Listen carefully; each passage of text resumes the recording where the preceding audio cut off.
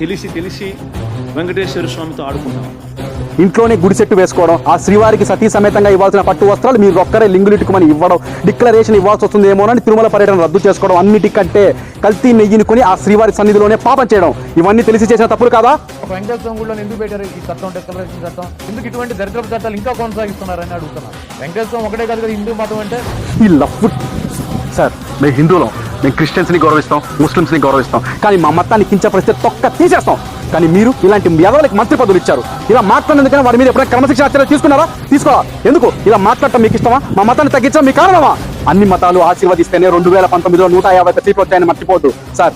మేము హిందువులం, మేము నమ్మితే అన్య మతస్థుని కూడా మా నెత్తి మీద పెట్టుకొని ఊరేగుతాం. అదే మా నెత్తికి ఊరేగాలనుకుంటే ఎవడైనా ఎంతటోడైనా పాతాళానికి పడేస్తాం. జగన్ రెడ్డి గారు, మీరు రాగిపోయింది డిక్లరేషన్ సంతకం ముందు కాదు, కొన్ని కోట్ల మంది హిందువుల మనోభావాల ముందు. ధర్మ సంస్థాపనార్థాయ సంభవామి యుగే యుగే.